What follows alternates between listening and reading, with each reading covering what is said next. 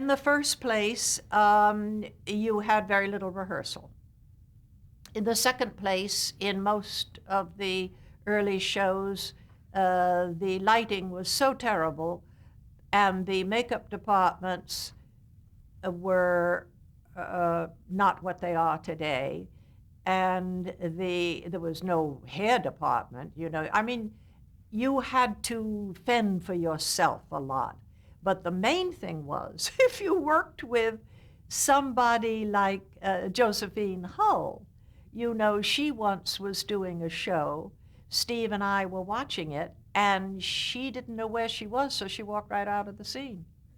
That happened I did a show called the Chesterfield Show. Now, in those days, a lot of the shows like Studio One, United States Steel, Pulitzer Prize Playhouse, I can't remember the names of, but the Chesterfield Show, the shows were run by the sponsor. And on the Chesterfield Show, there was a wonderful actor. Oh gosh, if I could just remember. And there was a sweet character actress. She was a big star in the movies. She was Swedish. Signe Hasso. And what was his name, the leading man? Well, in this scene, she or I, one of us was a murderess. We were terrible people, I remember that. And one of us had killed him. And he was lying dead on the floor. And we were to make this big exit. And she went to the door. And I saw this going on, and I thought, oh, what are we going to do? She can't get out. And so she walked right around the scenery. Now she gets off stage, and she goes like this to me, come on. She wanted to go home, but so long as I stood there, you see. Well, I thought, what am I going to do? So I just followed her.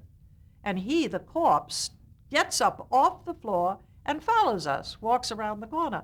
Things like this happened all the time. You just had to have your wits about you and make up. It was a little bit like being in summer stock or something, you know, and being able to ad lib. But it was the little bit of rehearsal, thank God. Now, I think this thing that made it the golden age of television is most of us were from Broadway. You didn't have time to be nerve-wracked. You literally did not have time to be nerve-wracked. And then another thing, we shot on location. I can remember when I did a Studio One, which was one of the best parts I ever had, was we shot down in a studio over Grand Central Station. And so many things could go wrong, you know, and did. But if you were a Broadway actor, you had training, you had background.